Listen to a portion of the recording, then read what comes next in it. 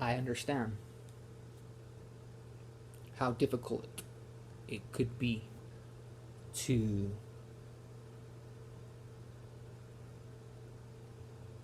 unlearn things,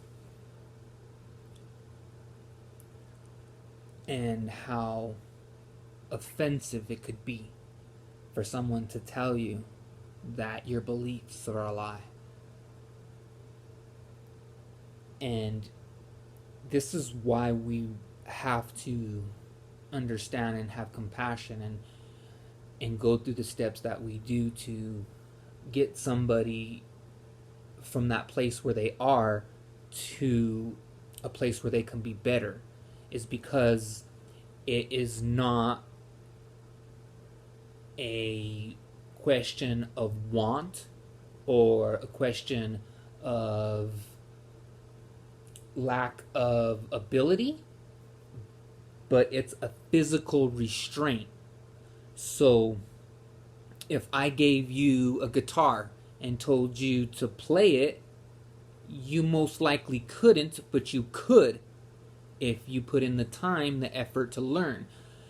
But if you had no arms, if you had no brain, then it's a physical impossibility for you to play a guitar.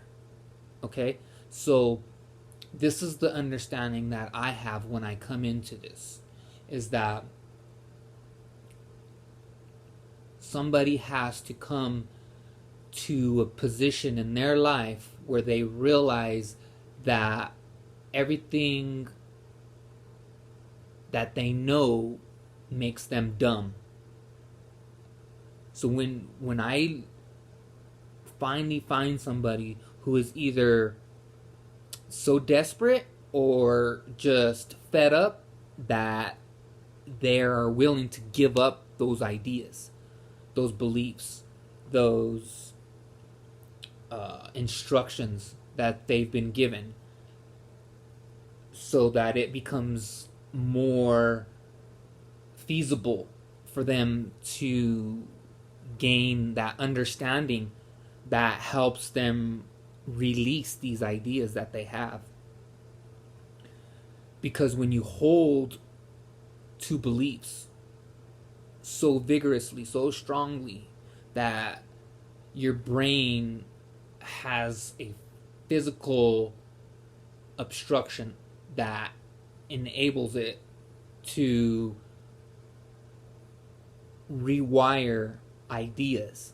So as you experience life, as you go through decisions, that belief system enables your brain to rewrite the outside world within your brain. And you will perceive things in the world that are not true based on your belief system. Okay? You've held this belief of contrary ideas. And when you hold ideas of contrary beliefs, you experience what we've named dissonance. Brain dissonance, cognitive dissonance. Okay? Dissonance is your brain's reaction to you holding contrary beliefs. Okay? Our brain is not designed to hold two contrary beliefs. Our brain is designed to hold one belief, and through that belief system, all other things are ruled. Okay? And when you're given two contrary beliefs that conflict each other, your brain will not process these ideas coming through that filter because they're contrary. So your brain will rewrite why this is possible to help you cope with the scenario you've created within your own mental capacity. So as you believe these things, you are hindering your physical capability to entertain any other idea that might, however relevant it might be. You physically cannot respect that idea, your brain will reject it automatically, like that. It's a flight or fight. Have you ever, somebody told you something and you get offended by it, and then you can't even maintain a conversation. You start sweating, and this is the flight or fight tactic that is reacting in your brain because you've just been hit with an idea that is outside of your comprehension, and your brain will not accept it. That's dissonance. You're experiencing dissonance. If somebody tells you something and it's believable, but you reject it and you get mad about it and you get flustered, you're experiencing dissonance. Okay? Like if somebody tells me something and I've never heard it before, I could tell you point blank, I never experienced dissonance. I will always respect the idea, look it out, seek it out, prove it to myself, disprove it, figure it. I will never just flat out dismiss an idea, no matter how radical it might be. Whether somebody says I'm an ape, or somebody says I'm a reptilian, or somebody says I'm